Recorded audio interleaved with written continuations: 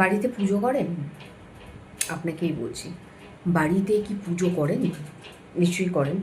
Well, যদিও আমি পুজো পার্বণে খুব একটা বিশ্বাস করি না, কারণ যেহেতু আমি ম্যানিফেস্টেশন করি। সো কথায় বলে যারা ব্রহ্মাণ্ডের সাথে জুড়ে থাকে, যারা এলোয়ে করে, তাদের খুব একটা পুজো করার প্রয়োজন হয় না, বিকজ তারা সরাসরি পরমাত্মার সাথে কানেক্টেড থাকে। তার মানে এই নয় যে আমি পুজো পার্বণকে অস্বীকার করব, আমিও কিছু কিছু পুজো পার্বণের রিচুয়ালসের সাথে জড়িত থাকি।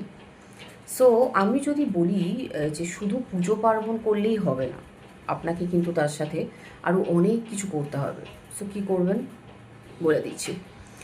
কথায় আছে জানেন তো, গুরু ব্রহ্মা, গুরু বিষ্ণু, গুরুদেব মহেশ্বর, রাইট?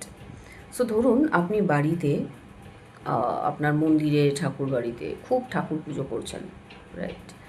কিন্তু বাড়িতে আপনার বৃদ্ধ বাবা মা আছে, দাদু ঠাকুমা আছে, তাদেরকে অপমান করছেন, গালাগাল দিচ্ছেন, খারাপ কথা বলছেন, তাহলে কি আপনার ম্যানিফেস্ট কাজ করবে?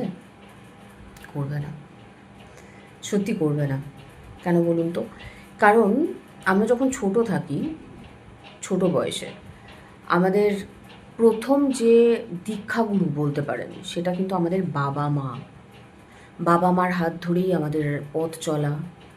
তো বাবা মার পরে যিনি আমাদের গুরু বলতে পারেন, সেই গুরু হচ্ছে টিচার্স, যারা আমাদের লেখাপড়া শেখায়, যারা আমাদেরকে জীবনের জ্ঞান দেয়, জীবন দর্শন শেখায়।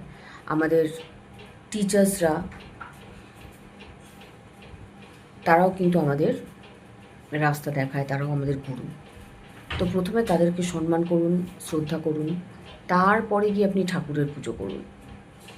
মাথায় রাখবেন কিন্তু, গুরু ব্রহ্মা, গুরু বিষ্ণু, গুরুদেব ও মহেশ্বর। আগে গুরু, তারপর কিন্তু ভগবানের স্থান। Happy manifesting.